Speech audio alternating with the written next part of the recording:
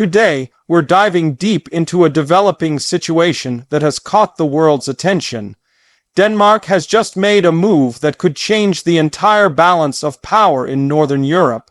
Reports are emerging that Denmark has effectively trapped Russia in the Baltic Sea, tightening control over one of the most important maritime routes in the region. This situation is not just a local issue between two nations.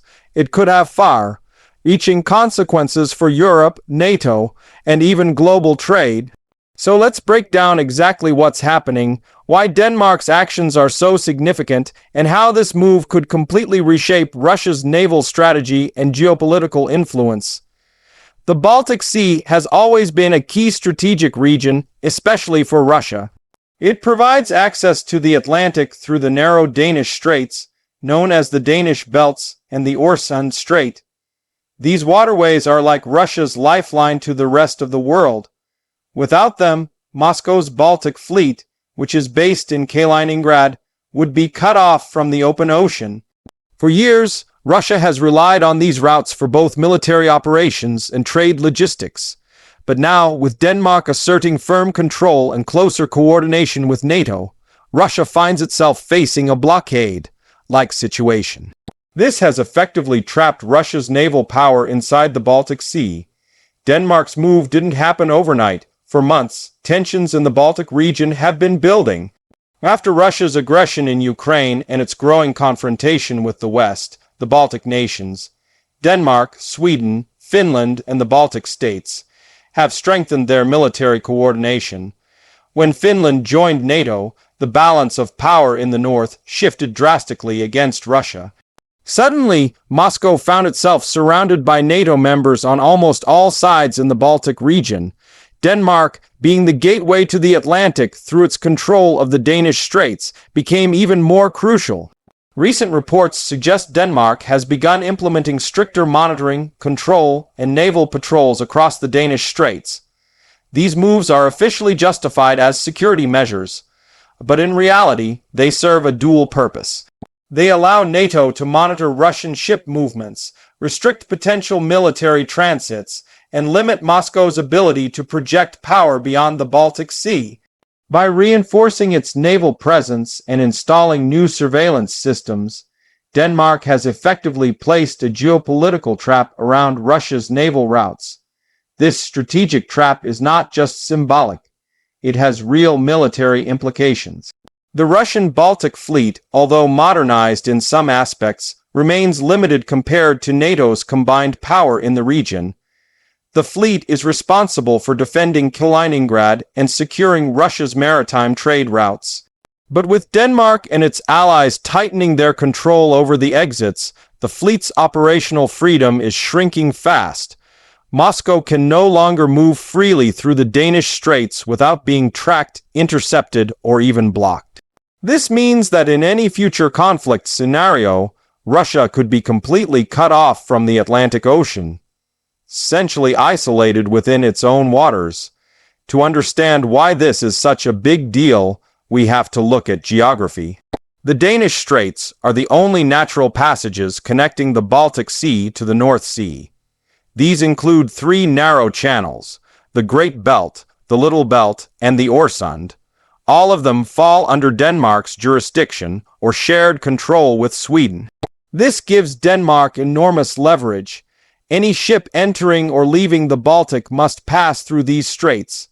So, if Denmark decides to close or heavily regulate them, it could paralyze maritime traffic. During wartime, these chokepoints would become even more critical. A blockade or restriction here would isolate Russia's Baltic ports, including the heavily militarized Kaliningrad enclave. Kaliningrad itself plays a central role in this story. It's Russia's westernmost territory and home to powerful missile systems, air defense batteries, and naval forces. It serves as a forward base for Russia to challenge NATO in the Baltic, but its position also makes it vulnerable. If Denmark and other NATO members restrict access through the straits, Kaliningrad becomes a stranded outpost, surrounded by NATO territory and cut off from reinforcement or supply lines by sea. That's the situation Denmark's new strategy seems to be creating. Russia is not taking this lightly. Moscow has already accused NATO of trying to militarize the Baltic Sea and warned Denmark against interfering with its freedom of navigation. But these warnings carry little weight. NATO's collective control of the region now gives Denmark the backing to enforce its maritime security policies. Recent naval exercises between Denmark, Sweden, Finland, and Germany have demonstrated their ability to coordinate rapidly and effectively. The message to Russia is clear. The Baltic Sea is now a NATO-controlled zone, and any attempt to challenge that control could be disastrous for Moscow. The timing of Denmark's actions is also significant. Europe is entering a new phase of security realignment. With Russia's war in Ukraine dragging on and Moscow's resources stretched thin, Western nations are consolidating their defenses. The Baltic Sea is becoming one of the most fortified regions on Earth. NATO is deploying submarines, missile systems, and anti-air defenses across the area. Denmark's control of the maritime chokepoint adds the final layer of containment. Essentially, NATO can now seal Russia inside its own backyard whenever it chooses. This situation is also about trade and economics. The Baltic Sea is not just a military zone. It's a major route for commercial shipping, including energy exports and imports. Russia relies on these routes to export oil, gas, and goods to Europe and beyond. If Denmark and its allies restrict passage, it would hit Russia's economy hard. The symbolic power of this move is enormous. It sends a clear message to the Kremlin: your access to global markets is no longer guaranteed. Denmark's quiet but powerful actions are turning geography into a weapon. Observers believe this strategy could mark the beginning of a new Cold War at sea. Instead of direct battles, we're seeing strategic containment through control of vital waterways. This is reminiscent of how the U.S. once used naval dominance to contain the Soviet Union. Today, Denmark's position gives NATO similar leverage in Northern Europe. Every Russian warship, every submarine, and even commercial vessel will now have to think twice before crossing through Danish waters. The psychological and strategic pressure this creates on Moscow cannot be overstated. Inside Russia, this development is fueling anger and concern. Military analysts in Moscow are calling it a strategic encirclement. Some are warning that Denmark's actions could provoke a military response. However, Russia's options are limited. Its Baltic fleet cannot match NATO's combined forces, and opening another front would be suicidal given the ongoing war in Ukraine. Still, the Kremlin is likely to respond through diplomatic and hybrid means: cyber attacks, disinformation, or covert naval operations. Russia has already increased electronic warfare activity in the Baltic region, possibly to disrupt NATO's communication networks. Meanwhile, Denmark is not acting alone. Its efforts are closely aligned with NATO and the European Union's broader strategy. The alliance's recent decision to boost its Baltic air and sea patrols is part of the same plan. It's all about deterrence, sending a signal to Moscow that any attempt to challenge the Baltic status quo will meet immediate resistance. Denmark's leadership has made it clear that ensuring the security of the Baltic Sea is not just a national priority, but a NATO one. This evolving situation also highlights the growing unity among Northern European nations. For decades, countries like Denmark, Finland, and Sweden maintained cautious policies toward Russia, balancing defense with diplomacy. But after the invasion of Ukraine, that approach collapsed. Now, they are acting with unprecedented coordination. This united front has made the Baltic region one of the most secure and militarized zones in Europe. Russia's isolation is almost complete. Experts say the next step could involve even more advanced surveillance systems and underwater sensors across the straits. Denmark and its NATO partners are already deploying drones, satellites, and AI-based monitoring systems to track every movement in the area. This digital dominance means that Russia's submarines and naval vessels will struggle to operate undetected. The technological edge further reinforces Denmark's strategic control.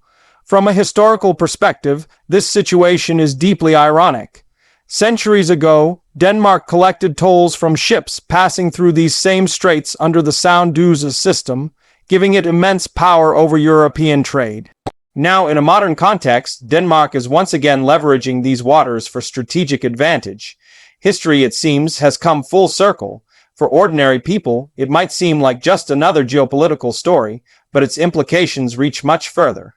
Energy security, trade routes, and even internet cables running under the Baltic could be affected. Any escalation here could disrupt Europe's economic stability. That's why this move by Denmark is not just a show of strength.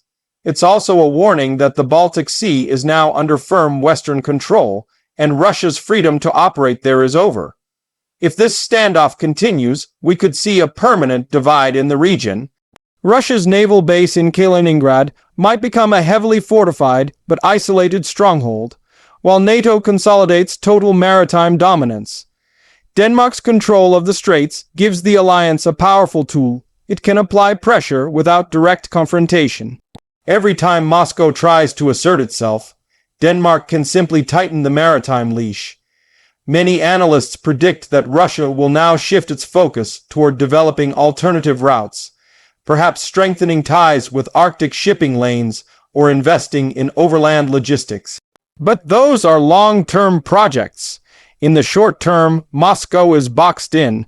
The Baltic Sea, once a zone of shared access, is now turning into a NATO lake. The situation also reflects a broader trend.